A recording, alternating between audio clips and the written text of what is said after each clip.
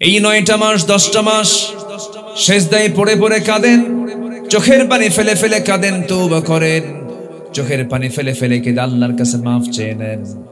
10টি মাস পূরণ হলো, সন্তান ডেলিভারি হয়ে গেল। সন্তান ডেলিভারি হওয়ার 2 দিন না 3 দিন না, মাত্র একটা দিন পর নবীর সামনে হাজির হয়ে বলছেন, ইয়া রাসূলুল্লাহ, সন্তান তো ডেলিভারি হয়েছে, আপনি আমার উপর আইনটা কার্যকর করে দেন। রাসূল বলেন, সন্তানটা জীবিত না মৃত? হুজুর, সন্তান তো জীবিত আছে। রাসূল বলেন, কোনো কথা নাই, হাউলাইনি কামিলাইন, নির্দিষ্ট সময় পর্যন্ত তোমাকে দুগ্ধ পান করাতে হবে।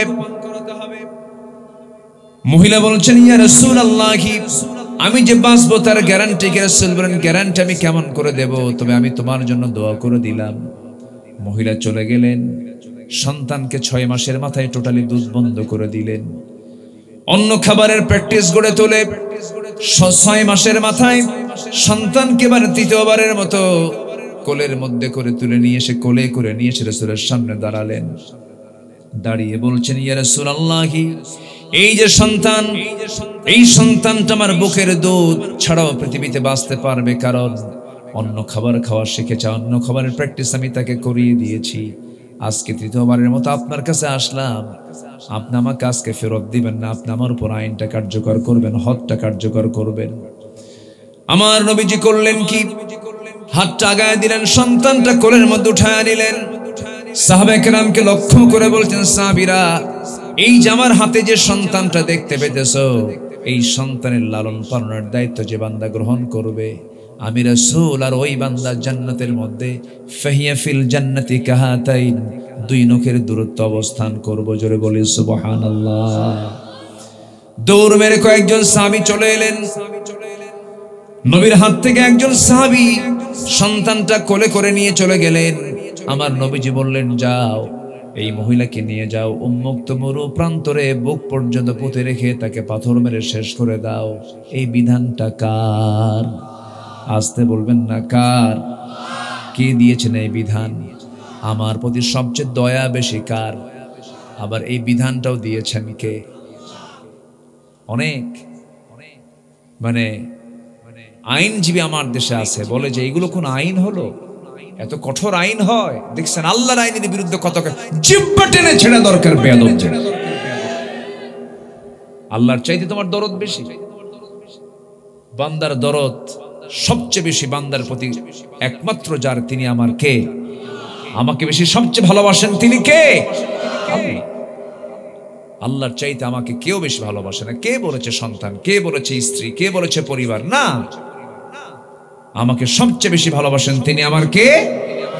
আল্লাহ তাআলা। আমার ভাইরা, ওই মহিলাকে নিয়ে যাওয়া হলো উন্মুক্ত মরু প্রান্তরে, কাপড় চোপড় দিয়ে ঢেকে ঢুকে পর্দার নিয়ম রক্ষা করে যখন তাকে পাথর মারা হচ্ছিল, সাইয়েদনা আলী নবীর কাছে এসে বলছেন, ইয়া রাসূলুল্লাহ, আমরা যখন পাথর মারছিলাম মহিলাকে লক্ষ্য করে, ওই মহিলার শরীর থেকে নাপাক কিছু রক্ত আমার হাতে এসে ছিটকে এসে লাগলো। নাসিকা তিনি কুঞ্চিত করলেন, নাসিকায় তুললেন আর বললেন, নাপাক রক্ত।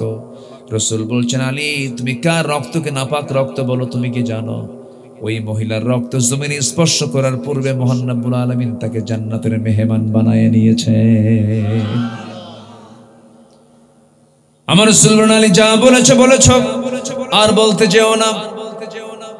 জানাজার আয়োজন করো। ওই মহিলার জানাজার দায়িত্ব আমি কারো কাঁধে দেব না।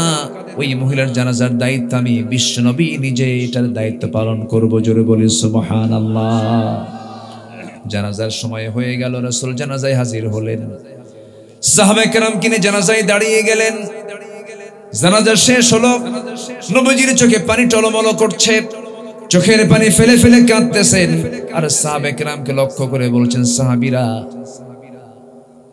এই যে কিছুক্ষণ আগে মহিলার জানাজা হলো, এই মহিলা জীবনের শেষ সময় পর্যন্ত যে পরিমাণ তওবা করেছে, যে পরিমাণ চোখের পানি ফেলে ফেলে কেঁদেছে, এই মহিলার তওবা যদি এই মদিনার 70 জন গুনাহগারদের মাঝে যদি বন্টন করে দেওয়া হতো, 70 জনকে মাফ করে 70 জনকে মহান রব্বুল আলামিন জান্নাত দিয়ে দিতেন।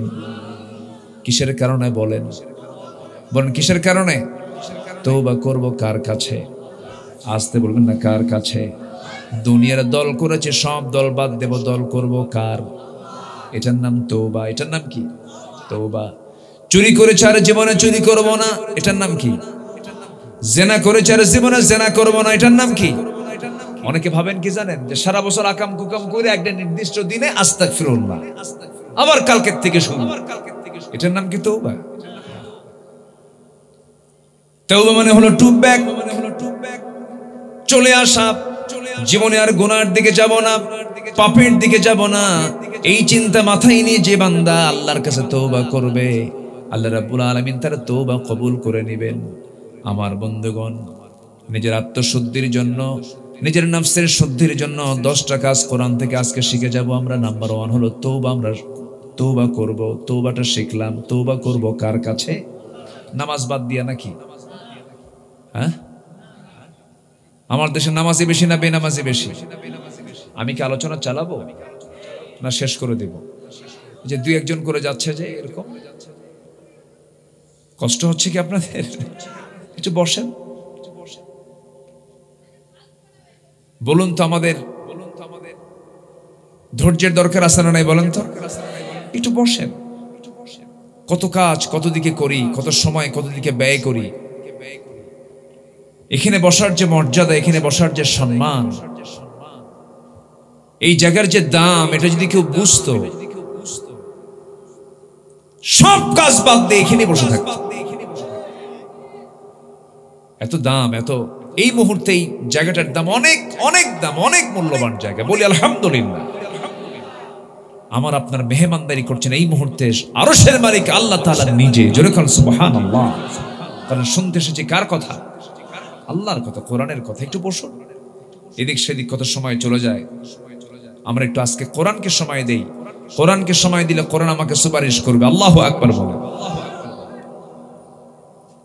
আত্মশুদ্ধির জন্য নাম্বার 2 হচ্ছে সালাতের প্রতি যত্নশীল হওয়া, নামাজটাকে রেগুলার করা। যত্নশীল হওয়া মানে কি শুধু শুক্রবার নামাজ পড়া নাকি? আমার দেশে শুক্র আলী বেশি না 5 ওয়াক্ত বেশি? শুক্র আলী বেশি। এবং শুক্রবারে তাদের ঠেলায় যারা 5 ওয়াক্ত মুসল্লি তারা জায়গা পায় না।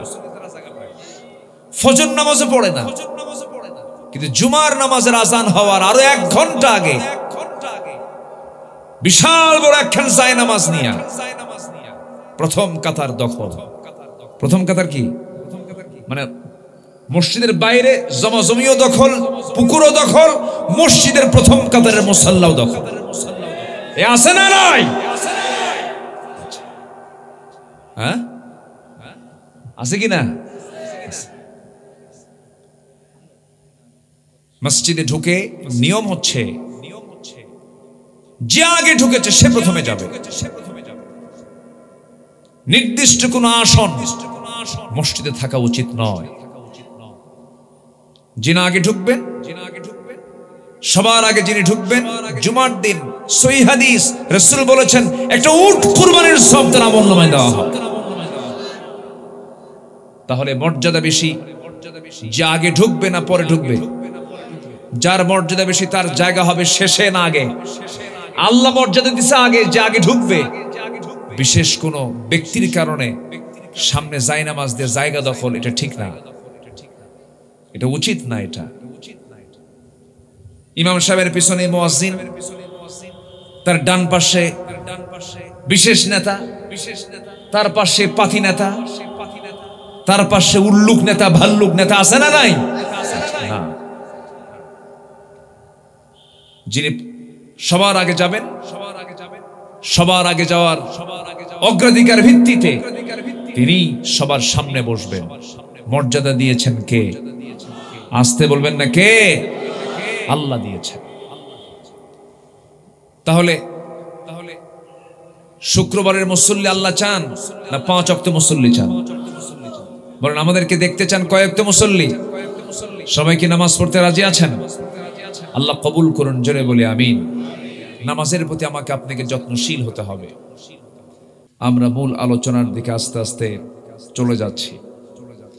সম্মানিত হাজিরিন, কোরআন মরা লোকের জন্য নাজিল হয়নি, লিয়ুনযিরা মান কানা হাইয়া। কোরআন নাজিল হয়েছে হলো জিন্দা লোকের জন্য। কি লোকের জন্য বলেন? জিন্দা লোকের জন্য কোরআন নাজিল হয়েছে।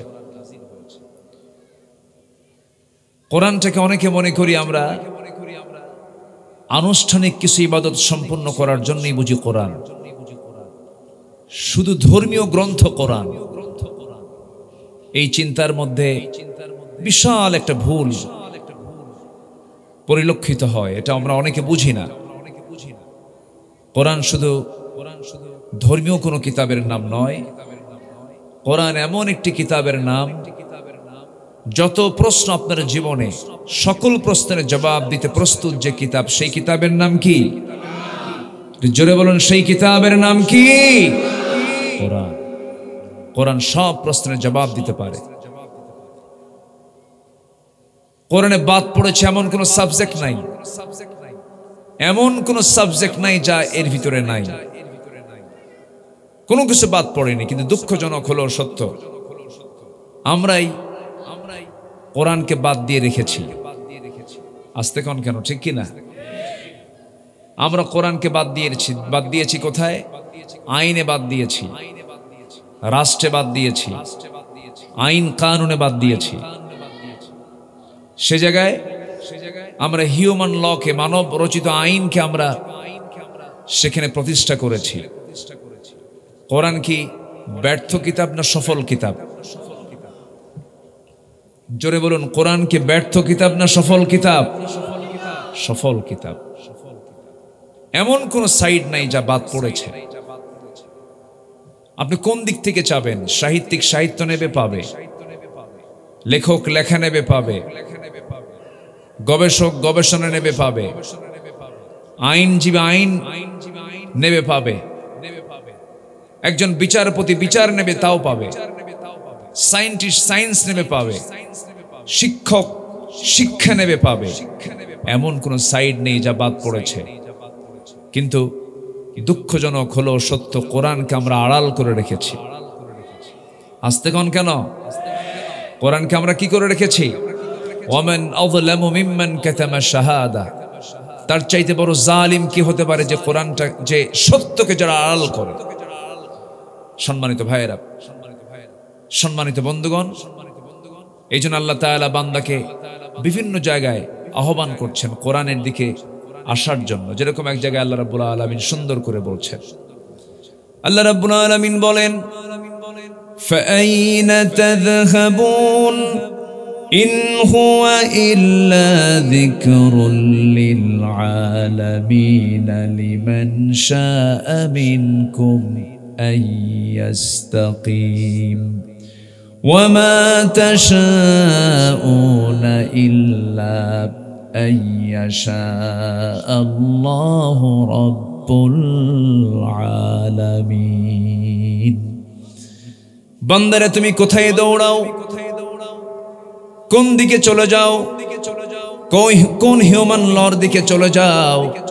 ইন হুয়া ইল্লা যিকরুল লিল আলামিন, এটা একমাত্র জিকির। এই জিকিরের দিকে চলে আসো। কোরআন তোমাকে সুপারিশ করে তোমাকে জান্নাতের রাস্তায় তুলে দিতে পারে। জোরে বলি সুবহানাল্লাহ।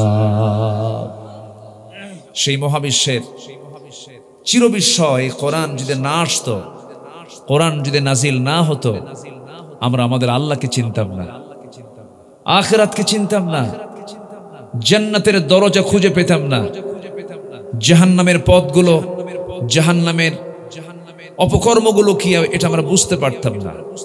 আল্লাহ তাআলা বান্দার প্রতি যত নিয়ামত দিয়েছেন, নিয়ামতের বর্ণনা আল্লাহ তাআলা একটা সূরার মধ্যে বারবার তুলে ধরে ফাবিআইয়ি আলাই রাব্বিকুমা তুকাযিবান বলেছেন। বলুন তো কোন সূরা? বলুন তো কোন সূরা? সূরা রহমান। আল্লাহ রাব্বুল আলামিন রহমান শব্দ প্রয়োগ করে প্রথমেই কোরআন সম্পর্কে তিনি জানিয়ে দিচ্ছেন, আর রহমান আল্লামাল কুরআন খালাকাল ইনসানা আল্লামাহুল বায়ান আশ-শামসু ওয়াল কমারু বিহুসবান ওয়ান-নাজমু ওয়াশ-শাজারু ইয়াসজুদান। জোরে বলুন আল্লাহু আকবার। রহমান তো তিনি, যিনি বান্দাকে কোরআন শিক্ষা দিয়েছেন। কোরআন যদি নাজিল না হতো আমরা কাউকে চিনতে পেতাম না, আমার রবকে চিনতে পেতাম না, রাসূলকে চিনতে পেতাম না। এই জন্য সবচেয়ে বড় দয়া করে আমার আল্লাহর পক্ষ থেকে আমার আপনার জন্য শ্রেষ্ঠ উপহার কি বলুন? জোরে বলুন, শ্রেষ্ঠ উপহার কি? কোরআন।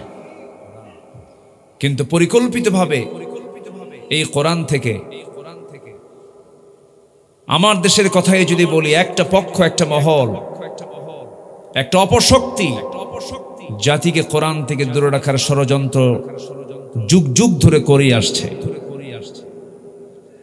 আমার কথা কি বুঝতেছেন আপনারা? যুগ যুগ ধরে কিন্তু করে আসছে। ওরা আমাদেরকে ধর্মের ব্যবসায়ী বলে গালমন্দ করলেও ধর্মের ব্যবসায়ী তারাই প্রমাণিত হয়েছে। কেমন করে? এই দীর্ঘ 16 বছর যারা ক্ষমতায় ছিলেন, ক্ষমতাচ্যুত হয়ে যাওয়ার পর নিজেকে বাঁচানোর জন্য, নিজেকে সেভ করার জন্য মুখের দাড়িটা পর্যন্ত কেটে ফেলেছে। জানেন আপনারা? জানেন না? দাড়ি পর্যন্ত কেটে ফেলেছে, মাথার চুল কালো করেছে, পাজামা খুলে লুঙ্গি পড়েছেন, পাঞ্জাবি খুলে গেঞ্জি পইরা নৌকায় চড়ে পালাতে চেয়েছেন। কোস্টগার্ড গিয়ে আগে আইন মন্ত্রীকে ধরে বলল, আইন মন্ত্রী স্যার আপনি কি চিনছে, চলেন থানায় চলেন। আমি কি একা আসছি নাকি? আমি তো জামাতের সাথে আসছি। ওই যে দেখো কে, ওটা কে? ভালো করে তাকায় দেখো, ওটাই দরবেশ। সম্মানিত ভাইয়েরা, ওরা চেয়েছিল আলেমদেরকে বেইজ্জত করতে, আল্লাহ ওদেরকে ন্যাংটা করে বিদায় করে দিয়েছেন। আল্লাহ আছেন না নাই? আল্লাহ আছেন না নাই? মাইকটা আগের অবস্থায় নিতে বলো। বোঝেন আমার কথা? মাইকটা আগের অবস্থায় যে সাউন্ড ছিল ওই সিস্টেমই নিতে বলো, বলে দাও।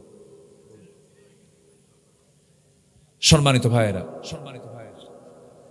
মাইকওয়ালা কেউ হবে একটু বলে দেন আপনার। জি, সম্মানিত ভাইয়েরা, তাহলে আমরা দাঁড়িয়ে রেখেছি কোন নবীর মহব্বতে? বলেন। সব নবীর মহব্বত, শুধু আমার নবী না। সুন্নাতুল আম্বিয়া, আদম থেকে নিয়ে আমার রাসূল পর্যন্ত যত নবী এসেছেন সব নবীর সুন্নাত হচ্ছে কি? দাড়ি। আমরা দাড়ি রেখেছি, আমরা দাড়ি কাটবো না। আমরা ধর্মের ব্যবসা করি না। ধর্মের ব্যবসা তারাই করে যারা তাদের প্রয়োজনে দাড়ি রাখে, আবার সুযোগ বুঝে তারা দাড়ি কেটে ফেলে। আমাদেরকে অনেক গালমন্দ করা হয়েছে। এই বৃহত্তর বরিশালের কৃতি সন্তান, বিশ্ব ইসলামী আন্দোলনের অন্যতম প্রতিকৃত কিংবদন্তি আল্লামা দেলোয়ার হোসেন সাঈদী রাহিমাহুল্লাহকে তিলে তিলে একজন নিরপরাধ মানুষকে জেলখানায় আটকে রেখে শেষ পর্যন্ত দিল্লির প্রেসক্রিপশনে চিকিৎসার নাম করে বিষ প্রয়োগ করে তাকে শহীদ করা হয়েছে। তাফসীর মাহফিলের এমন প্ল্যাটফর্ম থেকে সুস্পষ্ট ভাষায় জানান দিতে চাই, এ পর্যন্ত যত মানুষকে খুন করা হয়েছে, 16 বছরে 60,000 মানুষকে খুন করা হয়েছে। আল্লামা সাঈদীর খুনের সঙ্গে যারাই জড়িত, তাফসীর মাহফিলের এই প্ল্যাটফর্ম থেকে সুস্পষ্ট ভাষায় জানান দিতে চাই, অবিলম্বে তাদেরকে গ্রেফতার করে চূড়ান্তমূলক শাস্তি নিশ্চিত করা হোক। এই মতের পক্ষে রাজি আছেন কারা কারা? হাত উঁচু করে দেখান মুসলমান। কেউ তো স্লোগান দেন না।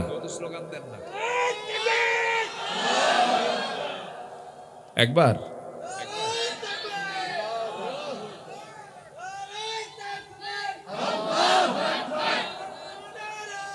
আল্লাহ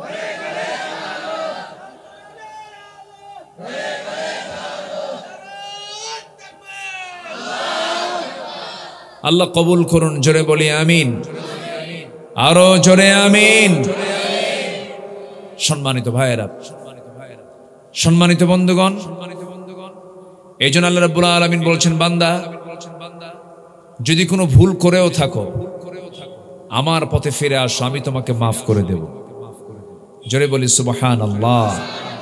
মাফ করে দেবার জন্য কে আছেন? মাফ করে দেবার জন্য কে আছেন? আমাকে মাফ করবেন কে? আমার জীবনে গুনাহ আছে না নাই? গুনাহ হবে কার? আল্লাহর। গুনাহ হবে বান্দার। মাফ করবেন কে? মাফ করবেন কে? বান্দার গুনাহ করার যোগ্যতা কে দিয়েছেন? ফেরেশতার গুনাহ করার কোনো যোগ্যতা নাই। ফেরেশতার বিয়ে শাদী নাই, ফেরেশতার খাবার নাই, ফেরেশতার কোনো ডিমান্ড নাই, কিন্তু আল্লাহ রাব্বুল আলামিন বান্দাকে দুনিয়াতে পাঠিয়েছেন। খাদ্যের প্রয়োজন হয়, পরিবার পরিজন গড়ে তুলতে হয়, এই দুনিয়ার জৈবিক চাহিদা পূরণ করতে হয়, তাকে গুনাহ করার সুযোগ আল্লাহ রাব্বুল আলামিন বান্দাকে দিয়েছেন বলেই বান্দার কিছু গুনাহ হয়ে যায়। কিন্তু আমি বলছি না আল্লাহ সুযোগ দিয়েছেন বলে আমি গুনাহ করি, আল্লাহর বুঝি দোষ না। গুনাহ বান্দার জীবনে হবে, কিন্তু ভুল তো দু প্রকার। যদি কেউ আপনাকে থাপ্পড় মারে, থাপ্পড় মারার শাস্তি ফাঁসি হবে না। থাপ্পড় মারাটা বেয়াদবি হয়ে যেতে পারে, এটাও একটা ভুল। কিন্তু আপনি যদি কাউকে থাপ্পড় না মেরে গুলি করেন, এই ভুল আর থাপ্পড় মারার ভুল কি একরকম নাকি? সমান নাকি? বান্দার জীবনে গুনাহ হয়ে যাবে, কিন্তু কিছু কিছু গুনাহ আছে যে গুনার দিকে আল্লাহ রাব্বুল আলামিন নজরে দিবেন না, আল্লাহ রাব্বুল আলামিন সেই দিকে তাকাবেন না। আর কিছু কিছু গুনাহ আছে যে গুনাহগুলো আল্লাহ রাব্বুল আলামিন কখনো মাফ করবেন না। আসুন আমরা একটু এইগুলো খুঁজে খুঁজে বের করার চেষ্টা করি কোরআনকে সামনে রেখে। আল্লাহ রাব্বুল আলামিন বলেন, ইন তাজতানিবু কাবাইরা মা তুনহাউনা আনহু নুকাফির আনকুম সাইয়্যাতিকুম ওয়া নুদখিলকুম মুদখালান কারীমা। বান্দা তুমি যদি বড় বড় গুনাহগুলো ছেড়ে দাও, ছোট ছোট গুনার দিকে আমি আল্লাহ নজরই দেব না, সব গুনাহগুলোকে মাফ করে দিয়ে আমি আল্লাহ রাব্বুল আলামিন তোমাকে সম্মানজনক জান্নাত আমি তোমাকে প্রবেশ করাবো। জোরে বলি সুবহানাল্লাহ। আল্লাহর দয়া কত! আল্লাহ বলছেন ছোট ছোট গুনার দিকে আমি তাকাবোই না, শুধু বড় বড় গুনাহগুলো তুমি ছেড়ে দাও, তওবা করো, ফিরে আসো। কার পথে? আসতে বলবে না, তওবা করে ফিরে আসো। কার পথে? আল্লাহর পথে।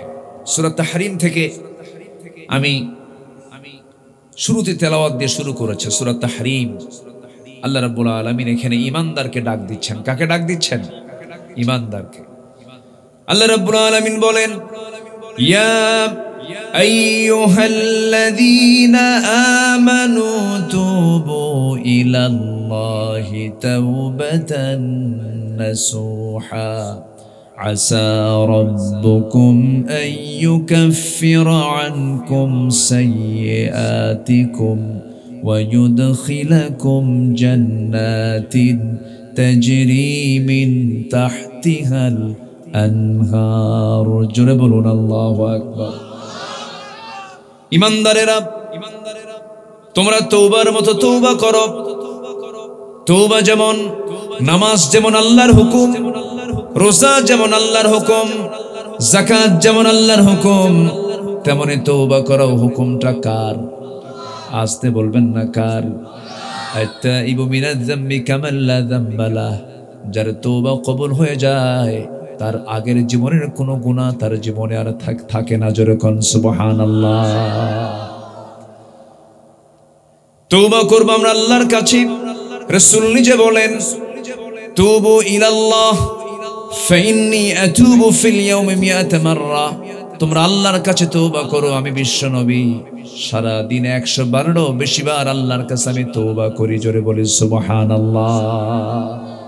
আমার নবীর জীবনে কোনো গুনাহ ছিল? আসতে বলবেন না, গুনাহ ছিল? তিনিও তওবা করেছেন। কতবার? 112 বেশিবার। আমার দেশে কিছু উল্লুক ভাল্লুক আছে। টাঙ্গাইলের এক নেতা বেশ কয়েক মাস আগে সে বলল, আমি আমিন বলবো কেন? আমার তো আমিন বলার কোনো দরকার না, আমার তো জীবনে কোনো গুনাহই নাই। শোনেন নাই, দেখেন না, বললো যে আমি আমিন কেন বলবো, আমার তো কোনো গুনাহই নাই, আমি আমিন কেন বলবো? হুজুর আমিন বলতে বলে। কত বড় বেয়াকুফ হলে পরে এই জাতীয় কথা বলতে পারে। অথচ আমার নবীকে আল্লাহ তাআলা সূরা নাসরের মধ্যে কি বলছেন?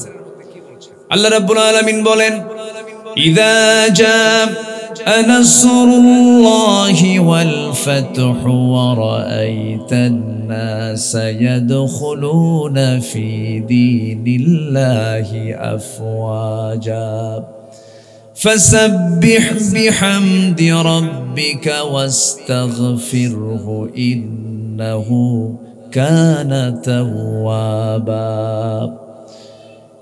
হে রাসূল, আপনি আমার পবিত্রতা ঘোষণা করুন, ওয়াস্তাগফিরহু, এবং আপনি আমার কাছে মাফ চেয়ে নেন, ক্ষমা চেয়ে নেন। নবীর জীবনে কোনো গুনাহ নাই, এরপরও তাকে ইস্তেগফার পড়তে বলা হলো। বান্দার দায়িত্ব হলো ইস্তেগফার করা, বান্দার দায়িত্ব হলো তওবা করা, বান্দার দায়িত্ব হলো আল্লাহর কাছে মাফ চেয়ে নেওয়া। কারণ আল্লাহ যদি কোনো বান্দাকে পাকড়াও করেন, সেই বান্দার নাজাত পাওয়ার কোনো সুযোগ আমরা আল্লাহর জান্নাত, আমরা যে জান্নাত যদি যেতে চাই, আমল নিয়ে জান্নাত পাওয়া সম্ভব না, দয়ার দরকার। বলেন কি দরকার? কি দরকার? কার দয়া? কার দয়া? আল্লাহর দয়া দরকার, আল্লাহর মোহাব্বত দরকার, আল্লাহর ভালোবাসা দরকার। এই জন্য আমার বন্ধুগণ, মুমিন জীবনের আত্মশুদ্ধির দরকার আগে, নিজের শুদ্ধিতার প্রয়োজন আগে, নফসের শুদ্ধতার প্রয়োজন আগে।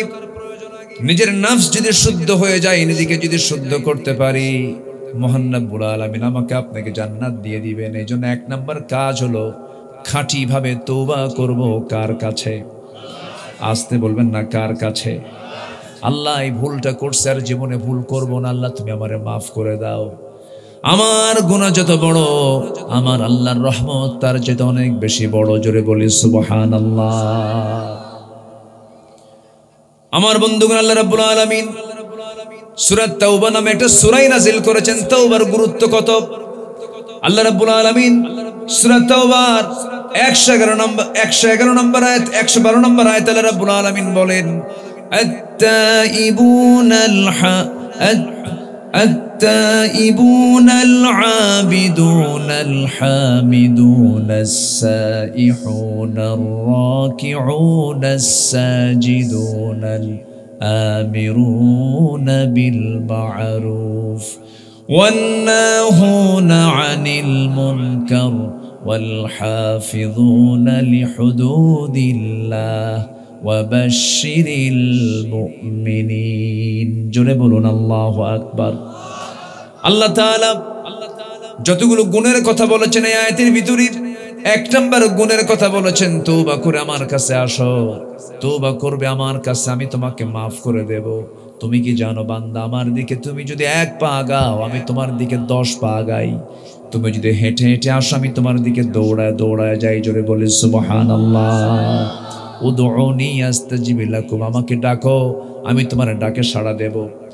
কোরআনের আলোকে মুমিন জীবনের আত্মশুদ্ধির 10টা পন্থা আমি আজকে একটা একটা করে বলতে চাচ্ছি। 1 নাম্বার বলে ফেলেছি, আমরা তওবা করব কার কাছে?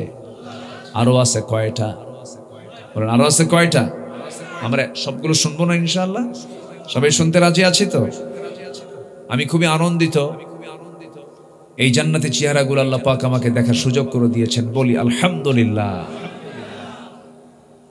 আপনারা মনে খুব একটু খুশি হননি মনে হয়, নাকি? আপনারা খুশি হয়েছেন তো? বলি আলহামদুলিল্লাহ। বৃহত্তর বরিশাল একটি ইসলামী জনপদ, বলি আলহামদুলিল্লাহ। আলেম ওলামা কম না বেশি? বেশি। পীর আউলিয়া কম না বেশি? বেশি।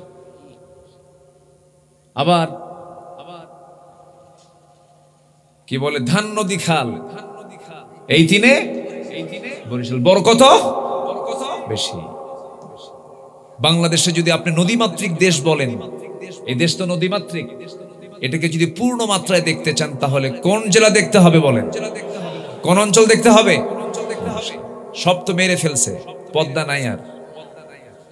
পদ্মা ফারাক্কা দিয়া পদ্মা খাইছে।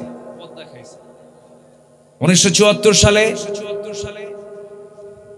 পদ্মার উজানে রাজশাহীর একটু পূর্বে মুর্শিদাবাদের ভিতরে 1974 সালে দেশ স্বাধীনের পরপরই উপহার দিয়েছে আমরা স্বাধীন হয়েছি।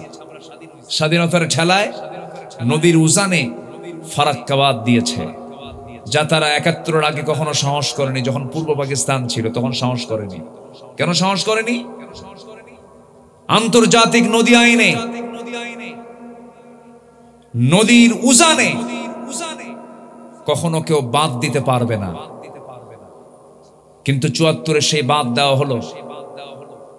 সেই বাঁধ দেওয়ার ফলাফল কি? নদীর নাব্যতা শেষ হলো, প্রাকৃতিক ভারসাম্য নষ্ট হলো। টিপাই মুখে বাঁধ সেখানে তৈরি করা হলো, সর্বদিক থেকে আমাদেরকে কোণঠাসা করে রেখেছে। ভারতের মসজিদগুলো ভেঙ্গে গুড়িয়ে দেওয়া হচ্ছে। যে ইন্ডিয়া আমাদেরকে সাম্প্রদায়িকের কথা বলে, এ পর্যন্ত ভারত স্বাধীন হওয়ার পর থেকে 47 থেকে 2025 সাল পর্যন্ত 14,000 বার সাম্প্রদায়িক দাঙ্গা হয়েছে এক ভারতে। মুসলমানকে পাখির বাচ্চার মতো গুলি করে হত্যা করতেছে। আল্লাহর ঘর বাবরি মসজিদ শুধু নয়, প্রতিনিয়ত মসজিদ ভেঙ্গে চুরমার করে দিচ্ছে। সম্মানিত ভাইয়েরা, সম্মানিত বন্ধুগণ, যেহেতু চলে আসলো কথা প্রসঙ্গে, আমরা সুস্পষ্ট ভাষায় জানান দিতে চাই, আমার বন্ধু একমাত্র মুসলিম ছাড়া কোনো মুশরিক, কোনো ইহুদি আমার বন্ধু হতে পারে না। আসতে বলবেন না, জোরে বলুন ঠিক কিনা। প্রস্তুতি নেওয়ার সময় হয়ে যাচ্ছে মনে হয়। আমার কাছে যতটুকু মনে হচ্ছে, আমার নবীজির সে হাদিসের দিকে ইঙ্গিত দিয়ে বলতে চাই, হিন্দু জাতির সাথে গাজওয়াতুল হিন্দ একটা যুদ্ধ হবে। সেই যুদ্ধের জন্য একটা ইঙ্গিত আমরা পাচ্ছি, অদূর ভবিষ্যতে মনে হয়, খুব বেশি দিন দূরে নয়। টুডে এন্ড টুমরো আমরা আল্লাহর কাছে বলবো, আল্লাহ আমাদের ভারত তুমি আল্লাহ মুসলমানদের হাতে তুলে দাও। জোরে বলি আল্লাহুম্মা আমিন।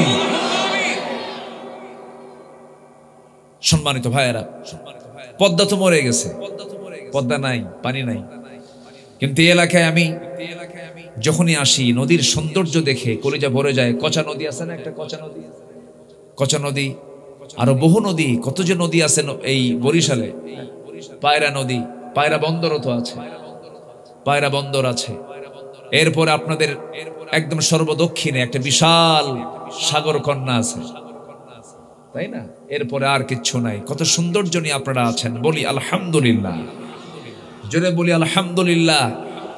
এত সৌন্দর্যের শুকরিয়া করব কার? কুয়াকাটা সুন্দর না কুয়াকাটার মালিক সুন্দর? কুয়াকাটার মালিক কে? পায়রার মালিক কে? সাত সমুদ্রের মালিক কে? শুকরিয়া আদায় করব কার? তওবা করব কার কাছে? ভুল হবে আমার, মাফ চাইবো কার কাছে? আল্লাহর কাছে। আল্লাহর কাছে মাফ চেয়ে নেব। নিজের নফসের শুদ্ধিতার জন্য চেষ্টা চালাবো, ঘন ঘন তওবা করব। জিহ্বায় সর্বক্ষণ আল্লাহর নাম আমরা আল্লাহর নামটা নিয়ে জিহ্বাকে ভিজা রাখবো।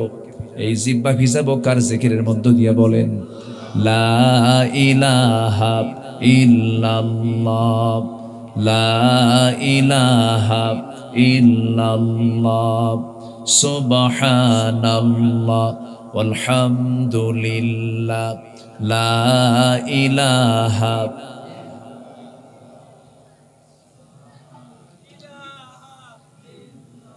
আরো জোরে, লা ইলাহা, লা ইলাহা ইল্লাল্লাহ মুহাম্মাদুর রাসূলুল্লাহ সাল্লাল্লাহু। নিজের জীবনের পরিশুদ্ধির জন্য 10টা পন্থা আমরা কোরআন থেকে শিখে নেব। 1 নম্বর হলো আমরা তওবা করব কার কাছে? আল্লাহর কাছে। আমাদের জীবনে গুনাহ আছে না ভাই? আছে। কোন এক মহিলা সাহাবী আমার নবীর সামনে একদিন গিয়ে দাঁড়ালেন।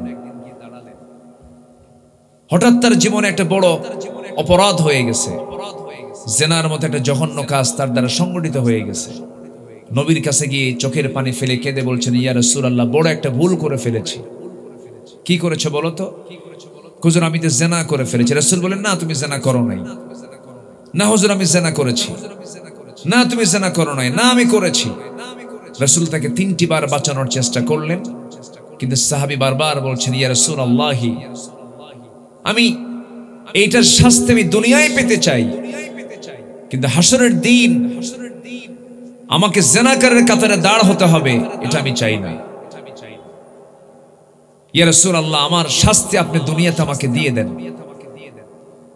আমার রাসূল বললেন, সাহাবী, জেনার ফলশ্রুতিতে তোমার পেটে কোনো বাচ্চা আসছে কি? হ্যাঁ, বাচ্চা চলে আসছে। রাসূল বললেন, কোনো কথা বলা যাবে না, এখন কোনো আইন কার্যকর করা যাবে না যতক্ষণ না সন্তান পৃথিবীতে না আসবে, যাও। ওই মহিলা সাহাবী চোখের পানি ফেলে ফেলে কাঁদলেন আর বললেন, ইয়া রাসূলুল্লাহ, ইয়া হাবিবাল্লাহ, এই 9টি মাস আমি যে বাঁচবো তার গ্যারান্টি কি? আমি তো বড় বিপদে পড়ে গেলাম। রাসূল বললেন, যাও, আমি তোমার জন্য এতটুকু দোয়াটা করে দিতে পারি। মহিলা চলে গেলেন বাড়িতে।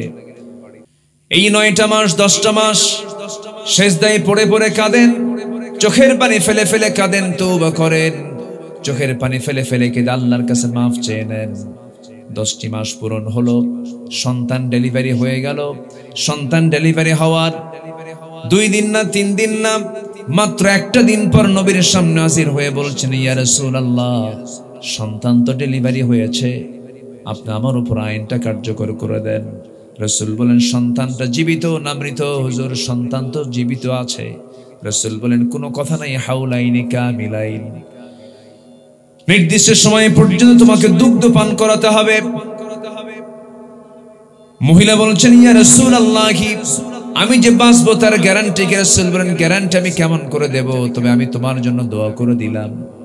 মহিলা চলে গেলেন, সন্তানকে 6 মাসের মাথায় টোটালি দুধ বন্ধ করে দিলেন। অন্য খাবারের প্র্যাকটিস গড়ে তোলে 6 মাসের মাথায় সন্তানকে এবার 3য়বারের মতো কোলের মধ্যে করে তুলে নিয়ে এসে কোলে করে নিয়ে এসে রাসূলের সামনে দাঁড়ালেন। দাঁড়িয়ে বলছেন, ইয়া রাসূলুল্লাহ, এই যে সন্তান, এই সন্তানটা আমার বুকের দুধ ছাড়াও পৃথিবীতে বাঁচতে পারবে, কারণ অন্য খাবার খাওয়া শিখেছে, অন্য খাবারের প্র্যাকটিস আমি তাকে করিয়ে দিয়েছি। আজকে 3য়বারের মতো আপনার কাছে আসলাম, আপনি আমাকে আজকে ফেরত দিবেন না, আপনি আমার উপর আইনটা কার্যকর করবেন, হদটা কার্যকর করবেন। আমার নবীজি করলেন কি? হাতটা আগায় দিলেন, সন্তানটা কোলের মধ্যে উঠায় নিলেন। সাহাবায়ে কেরামকে লক্ষ্য করে বলছেন, সাহাবীরা, এই যে আমার হাতে যে সন্তানটা দেখতে পেতেছো, এই সন্তানের লালন পালনের দায়িত্ব যে বান্দা গ্রহণ করবে, আমি রাসূল আর ওই বান্দা জান্নাতের মধ্যে ফাহিয়া ফিল জান্নাতি কাহাতাইন, 2 নখের দূরত্ব অবস্থান করব। জোরে বলি সুবহানাল্লাহ। দৌড় মেরে কয়েকজন সাহাবী চলে এলেন। নবীর হাত থেকে একজন সাহাবী সন্তানটা কোলে করে নিয়ে চলে গেলেন। আমার নবীজি বললেন, যাও, এই মহিলাকে নিয়ে যাও, উন্মুক্ত মরু প্রান্তরে বুক পর্যন্ত পুঁতে রেখে তাকে পাথর মেরে শেষ করে দাও। এই বিধানটা কার? আসতে বলবেন না, কার? কে দিয়েছেন এই বিধান? আমার প্রতি সবচেয়ে দয়া বেশি কার? আবার এই বিধানটাও দিয়েছেন কে? অনেক মানে আইনজীবী আমার দেশে আছে, বলে যে এগুলো কোন আইন হলো? এত কঠোর আইন হয়? দেখছেন আল্লাহর আইনের বিরুদ্ধে কত জিহ্বা টেনে ছেড়া দরকার। বেয়াদব, আল্লাহর চাইতে তোমার দরদ বেশি। বান্দার দরদ সবচেয়ে বেশি বান্দার প্রতি একমাত্র যার, তিনি আমার কে? আমাকে বেশি সবচেয়ে ভালোবাসেন তিনি কে? আল্লাহর চাইতে আমাকে কেউ বেশি ভালোবাসে না। কে বলেছে সন্তান? কে বলেছে স্ত্রী? কে বলেছে পরিবার? না, আমাকে সবচেয়ে বেশি ভালোবাসেন তিনি আমার কে? আল্লাহ তাআলা। আমার ভাইরা, ওই মহিলাকে নিয়ে যাওয়া হলো উন্মুক্ত মরু প্রান্তরে,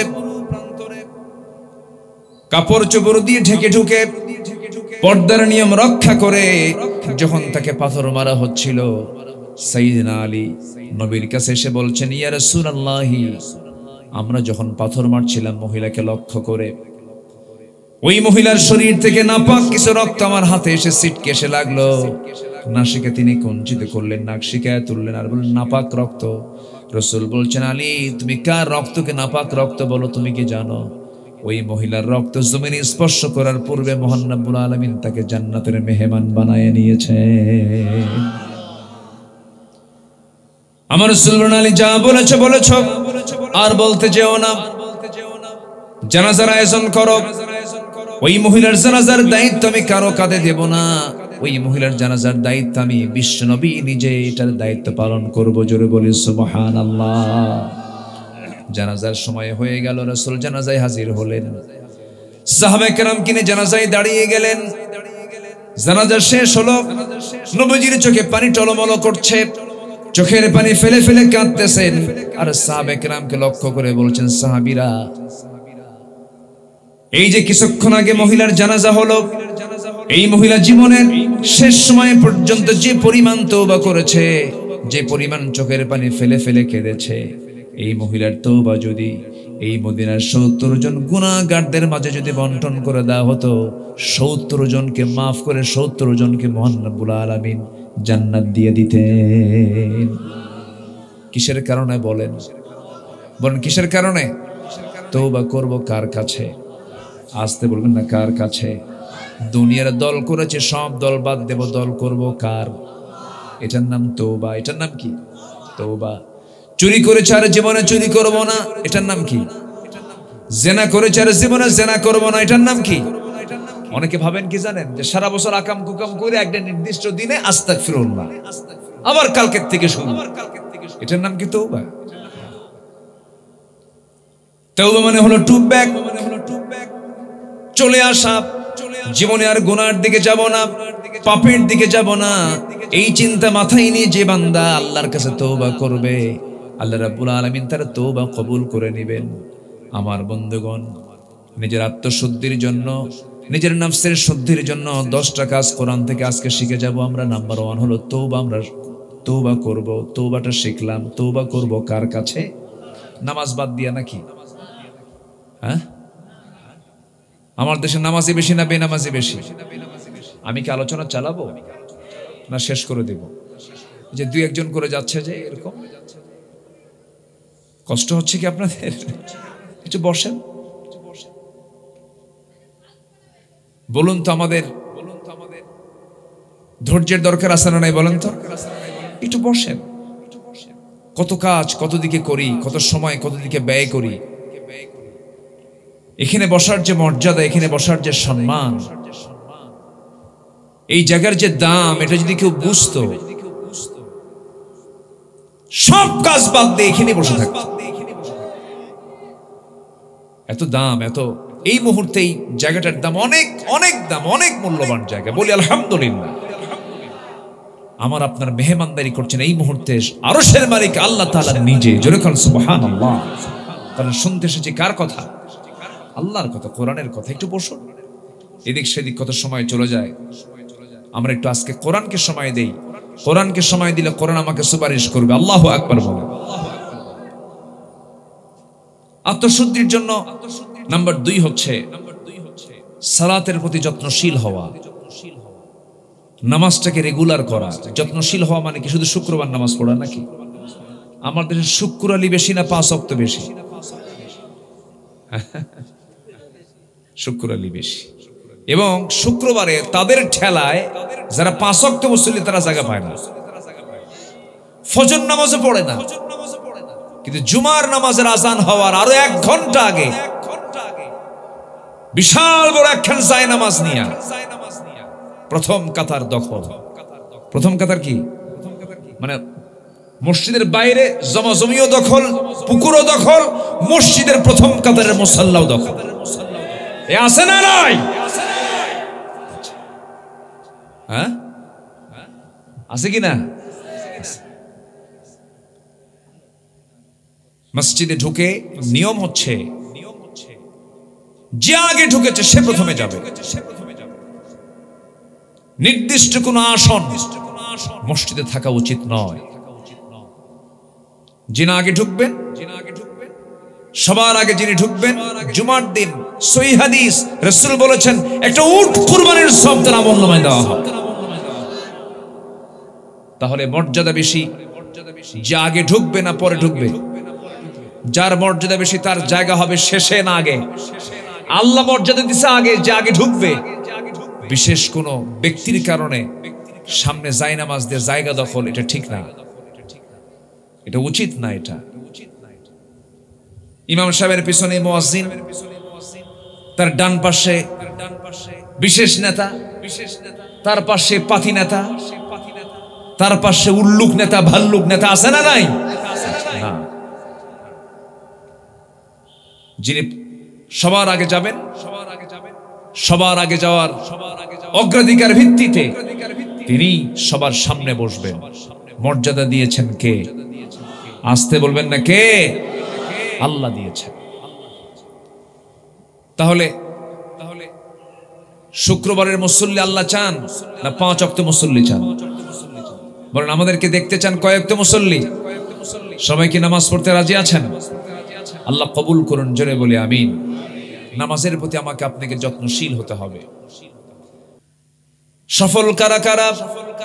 আল্লাহ রাব্বুল আলামিন বলেন, قد أفلح من تزكى وذكر اسم ربه فصلى بل تؤثرون الحياة الدنيا والآخرة خير وأبقى إن هذا لفي الصحف الأولى صحف إبراهيم وموسى جربون الله أكبر সফলকে আল্লাহ রাব্বুল আলামিন বলেছেন, সফলকে এক নম্বর হলো যে আত্মশুদ্ধি করতে পেরেছে, নফসের যে শুদ্ধতা করতে পেরেছে, নফসকে যে পিওর রাখতে পেরেছে, হিংসা মুক্ত রাখতে পেরেছে, নফসকে যে লোভ সারা রাখতে পেরেছে, নফসকে যে রিয়া থেকে মুক্ত রাখতে পেরেছে, সে হচ্ছে সফল।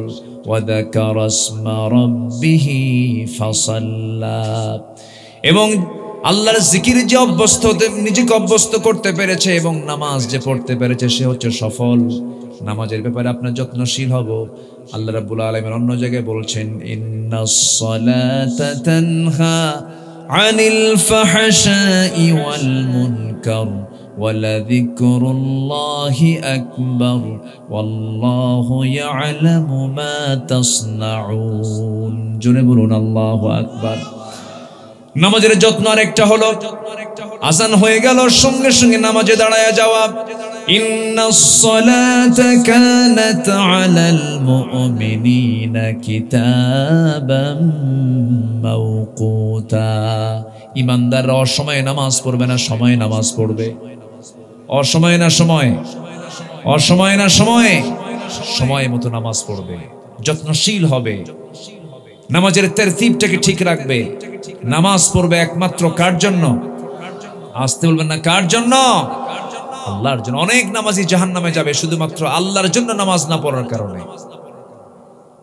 দেখলেন না, প্রায় তো শুনছেন, আমাদের নেত্রী 16 বছরের নেত্রী, আমাদের নেত্রী তাহাজ্জুদ পড়েন, জিকির আজকার করেন, কত কি শুনলাম আমরা। সম্মানিত বন্ধুগণ, ফেরাউন বেঁচে ছিল হলো 1600 বছর, আর এরা ছিল হলো 16 বছর। সংখ্যার যে মিল হলো কেমনে বুঝলাম না। চরিত্রের মিল আছে না নাই? বলেন, চরিত্রের মিল আছে না নাই? চরিত্রের মিল আছে। ফেরাউন নিজের ক্ষমতাকে পাকাপোক্ত করার জন্য 40,000 শিশুকে হত্যা করেছিল, নবজাতককে হত্যা করেছিল। আর এই 16 বছরে 60,000 মানুষকে হত্যা করা হয়েছে। প্রত্যেকটা হত্যার বিচার বাংলার জমিনে হতে হবে। মুসলমান রাজি আছেন কারা কারা? হাত উঁচু করে দেখান।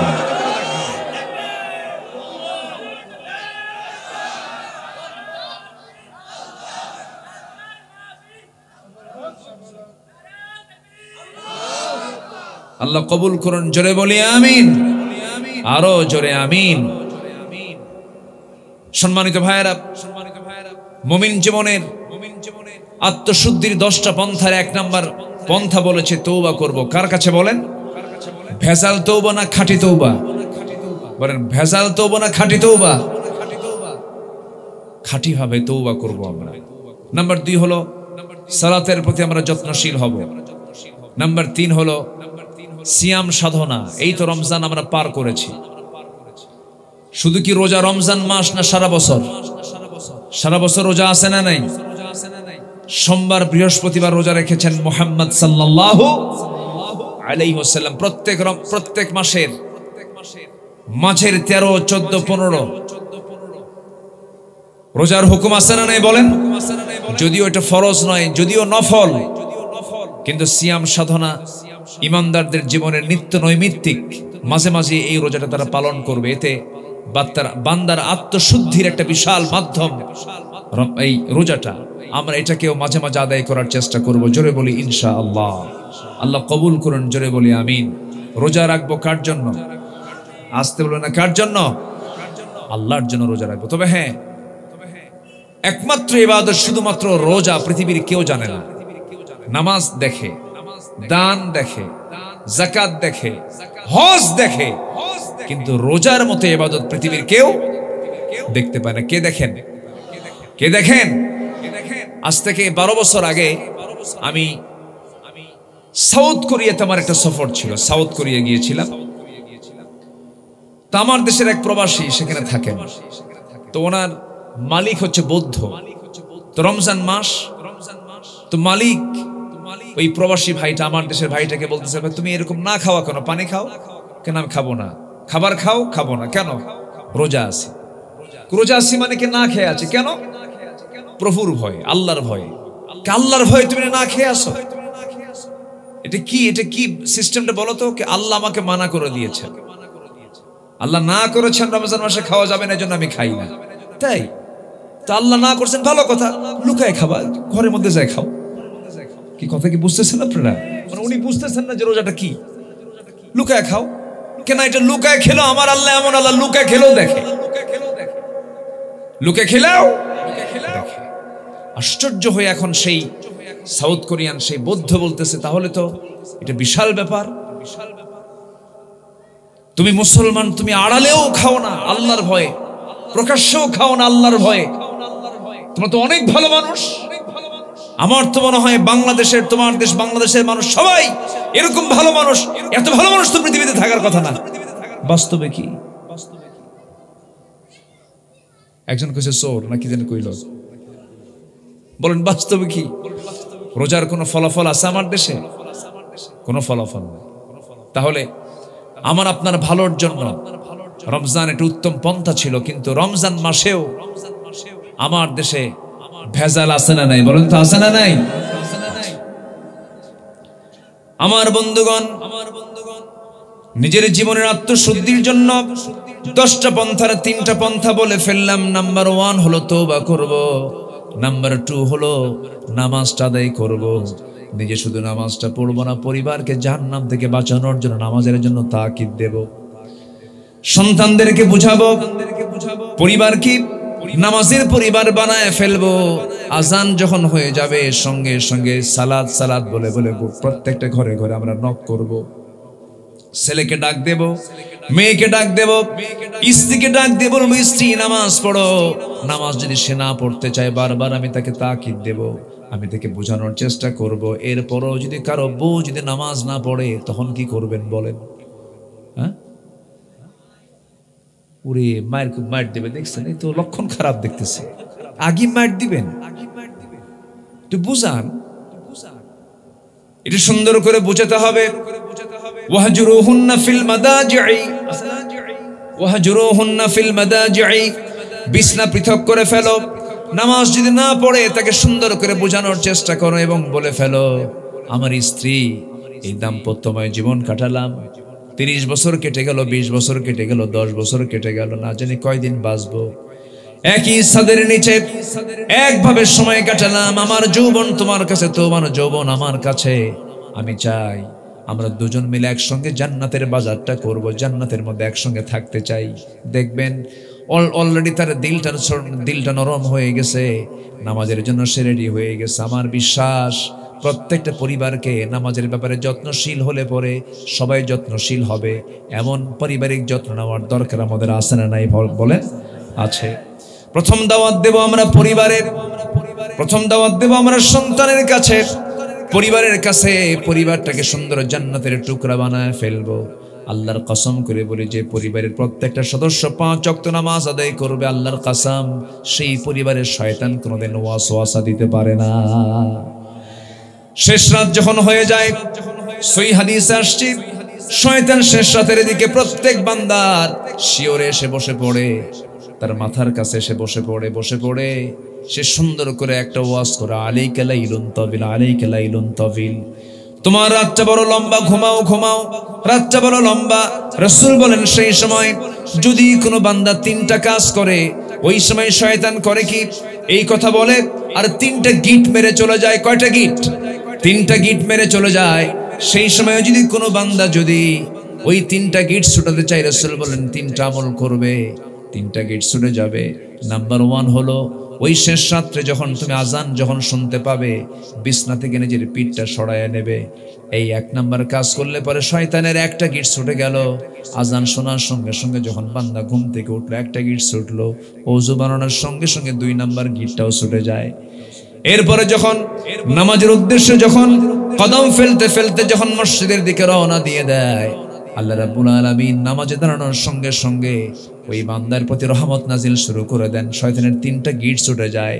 24 ঘন্টা শয়তান ওই বান্দার কাছে আসার সাহস পায় না। জোরে কোন সুবহানাল্লাহ। শয়তান গিট দেয় কয়টা? আমাদের আমলও কয়টা? বলেন কয়টা আমল বলেন? 1 নাম্বার, আজান শোনার সঙ্গে সঙ্গে কি করব? বিছনা থেকে নিজের পিঠটা সরায় নেব। নাম্বার 2 হলো ওযু বানায় নেব। নাম্বার 3 হলো নামাজে দাঁড়ায় যাব। 5 ওয়াক্ত নামাজের ভিতরে যার 5 ওয়াক্ত নামাজের মূল যে প্রথম যে নামাজ ফজর যার রেগুলার হয়ে যাবে, আমি হলফ করে বলতে পারি, যার ফজর নামাজ জামাতে হয় তার জোহর কখনো কাজা হবে না, আসর কখনো কাজা হবে না, মাগরিব কখনো কাজা হবে না। বুরিকালি উম্মতি ফি বুকুরিহা, আমার রাসূল বলেছেন আমার উম্মতের বরকতময় সময় হলো সকালবেলা ফজরের সময়। এটা হচ্ছে বরকতময় সময়। কিন্তু দুঃখজনক হলো সত্য, এই জাতি সবচেয়ে বেশি ঘুমায় অধিকাংশ কোন সময় বলেন? কোন সময়? ফজর। এই দেশে মসজিদ কম না বেশি? আমার দেশে মসজিদ বেশি না মুসল্লি বেশি? ভালো করে কোন? হ্যাঁ, আমি বুঝি নাই। মসজিদ বেশি না মুসল্লি বেশি? মসজিদই বেশি। ফজরের সময় মুসল্লি নাই, আমি কিন্তু ভুল বলতেছি না কিন্তু। আসল মুসল্লির খবর কোথায়, কোন ওয়াক্তে পাওয়া যায় বলেন? কোন ওয়াক্তে? আসল মুসল্লির খবর হলো ফজর ওয়াক্ত। একটা গ্রামকে আপনি আদর্শ গ্রাম বলবেন কখন? যখন দেখবেন আদর্শ গ্রামের বৈশিষ্ট্য হলো ফজরের সময় তো গোটা সমাজের কাজ, চাকরি জীবন, ব্যবসায়ের কাজ, সব কাজ যখন শেষ হয়ে যায়, সব তখন বাড়িতে ফিরে যায়। সারাদিন বাড়িতে না থাকলেও থাকে হলো ফজরের সময়। আর ফজরের সময় যদি কোনো বান্দা ফজরের নামাজ মসজিদে চলে যায়, নামাজি যদি প্রকৃত নামাজি হয়, আমার বন্ধুগণ, আসল খবর, আসল হাজিরা পাওয়া যায় ফজরের নামাজে। আসল মুসল্লি হলো ফজর নামাজের মুসল্লি। আমার বন্ধুগণ, যে গ্রামের প্রত্যেকটা মুসল্লি, প্রত্যেকটা মুসলমান ফজরে হাজির হয়ে যাবে, আমি মনে করি সেই গ্রামের চাইতে আদর্শ গ্রাম আর দ্বিতীয়টা হতে পারে না। কিন্তু আমার গ্রামের দিকে তাকান, আপনার গ্রামের দিকে তাকান, ফজরের মুসল্লি সবচেয়ে কম না সবচেয়ে বেশি? সবচাইতে কম। যদি কিছু মুসল্লি একটু থাকেও, তার মধ্যে 4-5 জন থাকে, এর মধ্যে বুড়া শ্রেণী বেশি। কি শ্রেণী বেশি? বুড়া শ্রেণী। চাচা, আপনি এই কষ্ট করে শীতের মধ্যে নামাজে আসছেন কেন? বাবা, বুড়ি বেছে নাই, বুড়ি থাকলে আমিও আসতাম, বুড়ি থাকলে আমিও আসতাম। এমন হয় মুসল্লি মোট 3 জন, ফজরের মুসল্লি মোট 3 জন, ইমাম একজন, মুয়াজ্জিন একজন, খাদেম একজন। এদের চাকরি না থাকলে এরাও থাকতো। বাস্তব কথা বলছি আমি। মসজিদের সৌন্দর্য আগে নয়, মুসল্লির সৌন্দর্য হওয়া দরকার আগে। 5 ওয়াক্ত নামাজ পড়বেন কারা কারা একটু হাত তুলে দেখেন দেখি। 5 ওয়াক্ত নামাজ কারা কারা আপনি হাত তুলে দেখেন, জোরে বলি ইয়া আল্লাহ। আমাদেরকে 5 ওয়াক্ত সালাত আদায় করার তৌফিক তুমি আল্লাহ দিয়ে দাও। জোরে বলি আমিন, আরো জোরে আমিন, আরো জোরে আমিন।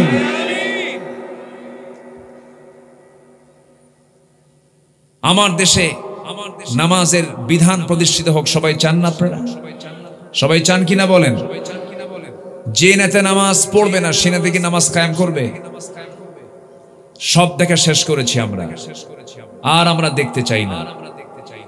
ধোঁকাবাজ ছাড়া আমরা কাউকে পাইনি পর্যন্ত। সকল নির্বাচন আমরা সম্পন্ন করেছি এ পর্যন্ত, অনেক নির্বাচন আমরা চোখের সামনে দেখেছি, আমরা সব দেখে শেষ করেছি। কেউ 9 বছর, কেউ 25 বছর, কেউ 16 বছর, কেউ নামাজের একটা বিল সংসদে আনতে সাহস করেননি। অথচ মুসলমান আমরা আগামীর সরকার দেখতে চাই, নামাজের সরকার। আগামীর দেশ আমরা দেখতে চাই ইসলামের দেশ। আগামীর দেশ আমরা দেখতে চাই কোরআনের দেশ। রাজি আছেন কারা কারা? হাত উঁচু করে দেখান মুসলমান। আল্লাহ কবুল করুন, জোরে বলি আমিন, আরো জোরে আমিন। সম্মানিত ভাইয়েরা, কোরআনের আলোকে আত্মশুদ্ধির যে 10 পন্থা মনে আছে কিনা? নাম্বার 1 কি করা বলেন? জোরে বলেন কি করা? নাম্বার 2 নামাজের ব্যাপারে অবহেলা না যত্ন? সিয়াম সাধনা শুধু রমজান মাস না সারা বছর? বলেন রমজান মাস না সারা বছর? যুবক, তোমার যৌবন নিয়ে তুমি কন্ট্রোল করতে পারছো না, তোমার বিয়ের প্রয়োজন, বিয়ে হচ্ছে না। রাসূল বলেছেন রোজা রাখো। কি রাখো? রোজা রাখো। শেষ রাতে কাঁদো, আল্লাহর কাছে রিজিক তালাশ করো। দেওয়ার মালিক কে? আল্লাহ। আমার বন্ধুগণ, নাম্বার 4 হলো আল্লাহর জিকির করা। ওয়ালিল্লাহিল আসমাইল হুসনা ফাদউ বিহা। আল্লাহর অনেকগুলো নাম আছে, সেই নামগুলো ধরে ধরে তোমরা ডাকো, আল্লাহর জিকির করো। আল্লাহ রাব্বুল আলামিন সুন্দর করে বলছেন, আল্লাযীনা আমানু ওয়া তাতমাইন্নু কুলুবুহুম বিযিকরিল্লাহ আলা বিযিকরিল্লাহি তাতমাইন্নুল কুলুব। জোরে বলুন আল্লাহু আকবার। নাম্বার 5 হলো কোরআনের সাথে সম্পর্ক বৃদ্ধি রাখা। কোরআনের সঙ্গে সম্পর্ক যার বৃদ্ধি থাকবে, কোরআনের সঙ্গে সম্পর্ক যার গভীর হবে, আল্লাহর সঙ্গে সম্পর্ক তার গভীর হয়ে যাবে। আল্লাহ রাব্বুল আলামিন সুন্দর করে বলছেন, ওয়া ইযা তুলিয়াত আলাইহিম আয়াতুহু যাদাতুহুম ঈমানাও ওয়া আলা রাব্বিহিম ইয়াতাওয়াক্কালুন। জোরে বলুন আল্লাহু আকবার। আত্মশুদ্ধির 10টা পন্থার নাম্বার 5 বলে ফেললাম। কোরআনের সঙ্গে সম্পর্ক আমরা বেশি রাখবো। তেলাওয়াত, কিরাআত, দিরাসাত, তাদাব্বুর সবগুলো আমাকে আপনাকে রাখতে হবে। এটা সুন্দর তেলাওয়াত করতে হবে, দিরাসাত করতে হবে, অনুশীলন করতে হবে, স্টাডি করতে হবে, গবেষণাও করতে হবে। এবং যতটুকু জানলাম বুঝলাম এটা ব্যক্তি জীবন থেকে রাষ্ট্র জীবন পর্যন্ত এটাকে বাস্তবায়ন করতে হবে। এটাই হলো কোরআনের সঙ্গে সম্পর্ক বৃদ্ধির মাধ্যম। শুধু কোরআন পড়লেই সম্পর্ক বৃদ্ধি হবে না। কোরআনের ভিতরে আল্লাহ পাক কি বলে দিয়েছেন সেটা কি ব্যক্তি জীবন থেকে রাষ্ট্র জীবন পর্যন্ত পরিচালনা করতে হবে, প্রতিষ্ঠার জন্য সংগ্রাম করতে হবে। আমার বন্ধুগণ, নাম্বার 6 হলো আত্মশুদ্ধির 10টা পন্থার আরেকটা পন্থা হচ্ছে সেজদায় বেশি বেশি কান্নাকাটি করা। কার কাছে? আসতে বলবেন না, কার কাছে? ইয়াখিরুনা লিল আযকানি ইয়াবকুনা ওয়া ইয়াজিদুহুম খুশুআ والذين يبيتون لربهم سجدا وقياما والذين يقولون ربنا اصرف عنا عذاب جهنم إن عذابها كان غراما إنها ساءت مستقرا ومقاما জোরে বলুন আল্লাহু আকবার আল্লাহর সঙ্গে সম্পর্ক বাড়ানোর জন্য চোখের পানি ফেলে ফেলে কান্নাকাটি করা পৃথিবীর কোনো মানুষ আপনার কান্নার মূল্য দেবে না স্বামী কাঁদবে স্ত্রীর কাছে বলবে পুরুষ মানুষ কেমন করে কাঁদে নাকি আপনাকে ইনসাল্ট করবে হেও করবে বউ কাঁদবে স্বামীর কাছে স্বামী বলবে মেয়ে মানুষ এরকম করে কাঁদেই তাদের চোখের পানি এমনি বের হয় আপনি কারো কাছে চোখের পানি ফেলে কাঁদবেন সে আপনাকে মাইন্ড করবে আপনাকে সন্দেহ করবে কাঁদে কেন কি হয়েছে ওর কিন্তু যখন কোনো বান্দা দিল থেকে আল্লাহর ভয়ে যদি চোখের পানি ফেলতে পারে আপনি কি জানেন 7 সমুদ্রের পানি দিয়া 7টা জাহান্নাম না নিভলেও এক ফোঁটা বান্দার চোখের পানি দিয়া 7টা জাহান্নাম আল্লাহ পাক নিভায়া দিয়ে বান্দাকে জান্নাত দিয়ে দিবেন আমরা কাঁদবো কার কাছে আসতে বলবেন না কাঁদবো কার কাছে আল্লাহর কাছে গোটা রাত চলে গেছে নবীজির কান্না থামে নাই ইন তুআযিবহুম ফাইন্নাহুম ইবাদুক গোটা রাত চলে গেছে নবীজির কান্না থামে নাই সিজদায় পড়ে পড়ে কেঁদেছেন সিজদায় ডুকরে ডুকরে কেঁদেছেন জায়নামাজ ভিজে গেছে বালিশ ভিজে গেছে নবীজি এত কান্নায় ভেঙে পড়তেন মাঝে মাঝে আম্মা জান আয়েশা কোন এক রাতের আধারে রাসূল সিজদায় পড়ে ঘন্টার পর ঘন্টা পড়ে আছেন নড়াচড়া নাই চিমটি কাটলেন নবীজি নড়ে উঠলেন সালাম শেষ করে বলছেন আয়েশা আমার গায়ে চিমটি কাটলে কেন হুজুর আপনি তো নড়েন না চড়েন না মারা গেলেন নাকি রাসূল বলছেন আয়েশা তুমি কি জানো কিয়ামতের দিন কেউ নাজাত পাবে না আপনাকে আমিও নাজাত পাবো না ইল্লা ইয়াতাগাম্মাদানি আল্লাহ কিন্তু আল্লাহ তাআলা আমাকে রহমতের চাদর দিয়ে বেষ্টন করবেন আমাকে আল্লাহ তাআলা maaf করবেন জোরে কোন সুবহানাল্লাহ এইজন্য আল্লাহর ভয় আমরা কাঁদবো আল্লাহর কাছে আমরা রুনাজারি করব সিজদায় কাঁদবো নামাজে কাঁদবো সূরার তেলাওয়াতে কাঁদবো আমাদের কান্নার জায়গা দুইটা নয় আমাদের কান্নার জায়গা তিনটা না আমাদের কান্নার জায়গা একটা সেটা হচ্ছে কার কাছে আসতে বলবেন না কার কাছে কান্নার মূল্য আমাকে দিবেন কে আল্লাহ আমাকে কান্নার মূল্য দিবেন নাম্বার 7 হলো হালাল রিজিক অর্জন করা আখিরাতে নাজাতের জন্য আত্মশুদ্ধির জন্য 10টা পন্থার 7 নাম্বার পন্থা হলো হালাল রিজিক উপার্জন করব আমরা আল্লাহ রাব্বুল আলামিন সুন্দর করে বলছেন ইয়া আইয়ুহার রাসূল কুলু মিন তাইয়্যিবাতি ওয়া আমালু সালিহান ইন্নী বিমা তা'মালুনা আযীম জোরে বলুন আল্লাহু আকবার আল্লাহ তাআলা বলছেন হালাল কিছু খাও হালাল কিছু গ্রহণ করো সাইয়েদনা আবু বকর সিদ্দিক রাদিয়াল্লাহু তাআলা আনহু একদিন ক্ষুধার্ত অবস্থায় ঘরের মধ্যে ঢুকলেন বউটাকে ডাক দিয়ে বলছেন বউ আমার শোনো প্রচন্ড ক্ষুধা লাগছে খাবার দাও হলো জিজ্ঞাসা করলেন না উৎস কোথায় থেকে এসেছে খাবারটা খাওয়া সম্পূর্ণ হওয়ার পরপরই তার মনে হয়ে গেল আমি তো জিজ্ঞাসা করলাম না খাবারটা কোন জায়গা থেকে আসছে যখন তিনি প্রশ্ন করলেন জানলেন ওনার কাছে খাবারটা বৈধ মনে হলো না 5 আঙ্গুল মুখের মধ্যে ঢুকালেন জোর করে ভিতরে থাকা সমস্ত খাবারগুলো তিনি বমি করে বের করে দিয়ে বলছেন আমার স্ত্রী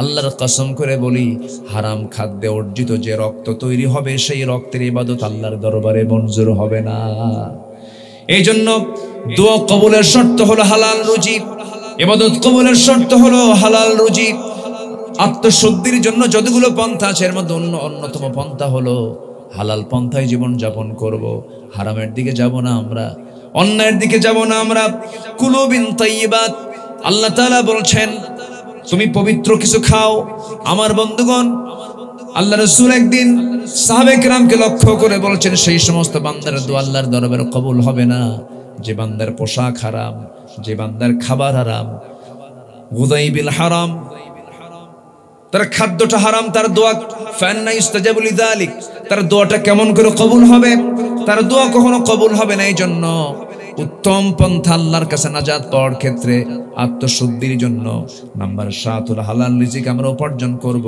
নাম্বার 8 হলো মিথ্যাচার ছেড়ে দিতে হবে গীবত ছেড়ে দিতে হবে আমাদের দেশে মিথ্যা কথা বলার জন্য আমাদের দেশের জনগণ ফাস্ট না নেতাগুলো ফাস্ট এই বলেন আস্তে কোন কেন কি বলেন কারা ফাস্ট আমাদের মিথ্যা শিখিয়েছে কারা নেতারা কথা বললি তো আমরা দোষী হয়ে যাই অনেক ধোঁকাবাজি আমরা দেখেছি আর ধোঁকাবাজি দেখতে চাই না আগামী নেতৃত্ব দেখতে চাই সত্যবাদীদের নেতৃত্ব আদর্শ নেতৃত্ব নামাজি নেতৃত্ব, কোরআনের নেতৃত্ব ইনশাআল্লাহ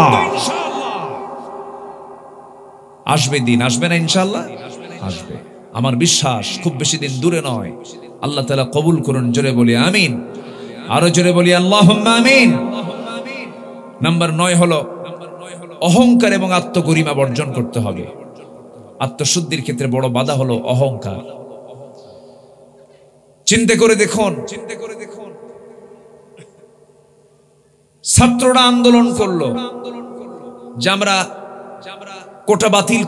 কোটা বাতিল চাই, মেধার যাচাই চাই, মেধার মূল্যায়ন চাই, যৌক্তিক দাবি। 54 বছর পরে এসে বলল তারা, 54 বছর পরে অহংকার দেখায় বলে ফেললেন রাজাকারের নাতিপুতিরা চাকরি পাবে। বলেন তো এটা কি বিনয়ের কথা না অহংকারের কথা? বিনয় না অহংকার? অহংকারকে মুহূর্তের মধ্যে চূর্ণ করে দিয়েছেন তিনি কে? আরো জানাবেন তিনি কে? মুখ ভেসকে মাঝে মাঝে বলতো এটা আমার দেশ, আমার বাপ স্বাধীন করছে দেশ। বলে নাই? বলছে কিনা বলেন? বলেছে। মুখ ভেসকে এই সমস্ত কথাগুলো শুনেছি আমরা বহুদিন। আমরা এই কথাগুলো মুখ থেকে বের হচ্ছে, আপনি অসন্তুষ্ট হলেও আমরা বলতে বাধ্য। অনেক কষ্ট সহ্য করেছি, অনেক রক্ত ঝরেছে, অনেক ভাইয়ের অঙ্গহানি হয়েছে, চোখ চলে গেছে, হাত চলে গেছে, পা চলে গেছে। নিরপরাধ ভাইদেরকে যুগের পর যুগ জেলখানে আটকে রেখে নির্যাতন করা হয়েছে। আপনার পার্শ্ববর্তী থানার আমার প্রিয় ভাই ডক্টর শফিকুল ইসলাম মাসুদ, আমি তাকে বলি জীবন্ত শহীদ। এই লোকটাকে কেউ ভাবেও নাই যে লোকটা বেঁচে থাকবেন। সীমাহীন অবর্ণনীয় অত্যাচার তার উপরে করা হয়েছে। এরকম করে অসংখ্য ভাইদের গুম করা হয়েছে, নাটক করা হয়েছে। জঙ্গির নাটক দেখেছি 6 মাস পর পর, 3 মাস পর পর। আজকে 8 মাস হয়ে গেল, একটা জঙ্গি নাটক নাই কোথাও। আছে কোথাও? আছে জঙ্গি নাটক কোথাও নাই। তার নাটক বন্ধ হলো কেমনে? নাটক বন্ধ হওয়ার মূল কারণ হলো ওই নাটকের যে মূল নাট্যকার তিনি এখন দিল্লি গিয়ে বসে আছে, নাটকার নাই। ঠিক কিনা? সম্মানিত ভাইয়েরা, অহংকার আমরা দেখাবো না। অহংকার একমাত্র কার? অহংকার করবেন কে? আত্মগরিমা বর্জন করতে হবে, বিনয়ী হব আমরা। জোরে বলি ইনশাআল্লাহ।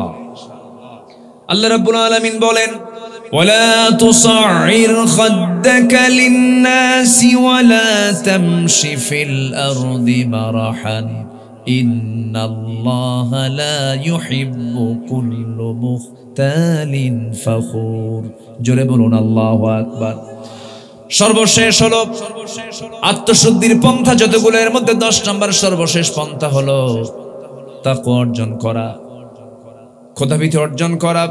আল্লাহ রাব্বুল আলামিন সুন্দর করে বলেন ইয়া আইয়ুহাল্লাযীনা আমানুত্তাকুল্লাহা হাক্কা তুকাতিহি ওয়া লা তামুতুন্না ইল্লা ওয়া আনতুম মুসলিমুন। ইত্তাকুল্লাহা ওয়াল তানজুর নাফসুম মা কদ্দামাত লিগাদিন ওয়াত্তাকুল্লাহ। ইত্তাকুল্লাহা ওয়া কুলু কওলান সাদীদা ইউসলিহ লাকুম আ'মালাকুম ওয়া ইয়াগফির লাকুম যুনুবাকুম। জোরে বলুন আল্লাহু আকবার। তাকওয়ার ফলাফলটা হলো জান্নাত। এইজন্য আল্লাহর ভয়টা আমরা ভিতরে বদ্ধমূল করে নেব। সাইয়েদনা ওমর ফারুকের নামটা সবাই শুনেছেন। কি মুত্তাকি শাসক তিনি ছিলেন। তাকওয়া কাকে বলে দেখেন, তিনি একটা রাষ্ট্রের পক্ষ থেকে 1 বোতল মধু পেয়েছেন। 1 বোতল মধু, সেই মধুটা নিয়ে তিনি বাড়িতে আসলেন। শুধু তার ওই বোতলে একার মধু নয়, প্রতিবেশী আরো 4 জন আছেন, তাদেরও মধু। এটা মোট 5টা ভাগ হবে। বাড়িতে এসে বউটাকে বলছেন, বউ আমার এই মধুর বোতলে এই মধুটা 5টা ভাগ করে, একটা ভাগ আমাদের হবে। স্ত্রীর হাতে মধুর বোতল দেওয়ার কয়েক সেকেন্ড পরেই তিনি কি যেন চিন্তা করে বললেন, বউ আমার তোমাকে মধুর বোতল ভাগ করতে দেব না, মধুর বোতলটা আমার হাতে দিয়ে দাও। বলুন তো কোন স্বামী যদি স্ত্রীর সঙ্গে এমন আচরণ করে, বউ কি ঠিক থাকবে নাকি? না মন খারাপ করবে?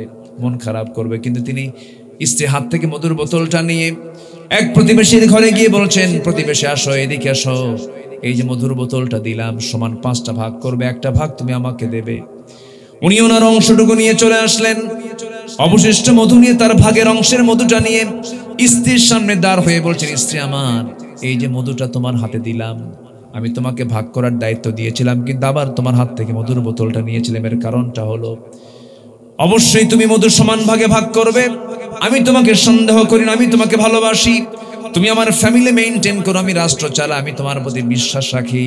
কিন্তু তুমি যখন মধুটা ভাগ করতে যাবে, মধু হলো তরল জিনিস, তুমি যখন ভাগ করতে যাবে সমান সমান করে ভাগ করলে কিন্তু মধু ভাগ করার সময় কিছু হাতে মধু লেগে যাবে, 1 ফোঁটা হোক, 2 ফোঁটা হোক, 3 ফোঁটা হোক, এতটুকুন মধু আমাদের ভাগে বেশি চলে আসুক, এটা চাই নাই মনে করে মধু ভাগের দায়িত্ব আমি অন্যজনের কাঁধে দিয়েছি। জোরে কোন সুবহানাল্লাহ। এটার নাম কি? তাকওয়া। এটার নাম কি বলেন? তাকওয়া। তাকওয়া আছে যার, জান্নাতও আছে তার, জান্নাতও আছে তার। আল্লাহ রাব্বুল আলামিন কোরআনের আলোকে আত্মশুদ্ধির 10টা পন্থা নিয়ে আমি যে কথা বললাম, এই বিষয়গুলোকে নিজেদের জীবনে রপ্ত করে জীবনটাকে ঢেলে সাজানোর তৌফিক সবাইকে দান করুন। সবার বাড়িতে মা বোন আছে, পর্দায় থাকার তৌফিক দান করুন, ইসলাম মেনে চলার তৌফিক দান করুন। মোবাইল অপ্রাপ্ত, ইম্যাচিউর, যেগুলো ম্যাচিউর ছাড়া, অপ্রাপ্ত বয়স্ক যুবক, অপ্রাপ্ত বয়স্ক যুবতী, এদের হাতে মোবাইলটা দিতে নিয়ে বারবার সাবধান হব। কারণ একটা মোবাইল, একটা অপ্রাপ্ত বয়স্ক নারীর জন্য একটা মোবাইল তাকে দেওয়া মানে হচ্ছে একটা পুরুষকে হাতে তুলে দেওয়া। একটা নারীর হাতে, একটা পুরুষের হাতে, অপ্রাপ্ত বয়স্ক একটা পুরুষের হাতে মোবাইল তুলে দেওয়া মানে হচ্ছে একটা পুরো নারীকে তার হাতে তুলে দেওয়া। আমি এর চাইতে বড় শক্ত করে আর কিছু বলতে পারবো না। আমরা সাবধান হব। চুয়াডাঙ্গার একটা মাহফিল ছিল বছর 3 আগের কথা। আমি খাইতে বসছি, এক মুরব্বী এসে তার মেয়ের জন্য দোয়া চাচ্ছেন, হুজুর আমার বড় মেয়েটার জন্য দোয়া করবেন। যে আমি দোয়া করি, হুজুর মেয়েটাকে বিয়ে দিয়েছে ঠাকুরগা। বললাম ঠাকুরগাতে বিয়ে দিলেন? খুলনার মানুষ, চুয়াডাঙ্গার মানুষ, এত দূরে বিয়ে দিলেন, এই 400 মাইল দূরে। ঘটককে হুজুর? মোবাইল। ঘটককে? মোবাইল। তো যদি এটা যদি এত ভয়ঙ্কর হয়ে থাকে, এটা সতর্ক ব্যবহার করার ক্ষেত্রে সতর্ক হওয়ার দরকার আছে না নাই? চাকু দিয়ে আপেল কাটবেন, আপনি কাটতে পারবেন, কিন্তু শিশুর হাতে যদি চাকু দিয়ে আর যদি বলেন বাবা আপেলটা কাটো, তো কি আপেল কাটবে না হাত কাটবে? হাত কাটবে। সবকিছু সময় মতো হওয়া উচিত। আজকে যুব সমাজ ধ্বংসের একদম শেষ পর্যায়ে চলে গেছে। নেশা সহ, মাদক সহ সবকিছুতে যুব সমাজ আজকে ধ্বংসের দিকে চলে যাচ্ছে। এই যুব সমাজকে বেঁচে থাকার জন্য, ওই সংকট থেকে উদ্ধার করার জন্য একমাত্র অবলম্বন হলো কিসের দাওয়াত বলেন? কোরআনের দিকে তারা যেন আসে, এই দিক থেকে আমরা উদ্বুদ্ধ করার চেষ্টা করব। আরেকটা বিষয় হচ্ছে, আমার দেশে সুদের প্রবণতা দিন দিন বাড়ছে না কমছে? জুয়া তো নাই। জুয়া আছে এলাকায়, জুয়া আছে, সুদও আছে। বিসমিল্লাহ করে, বিসমিল্লাহ বলে করবেন, সমস্যা নেই নাকি? আল্লাহ সকল শয়তানের কাছ থেকে আমাদেরকে হেফাজত করুন। জোরে বলি আল্লাহুম্মা আমিন।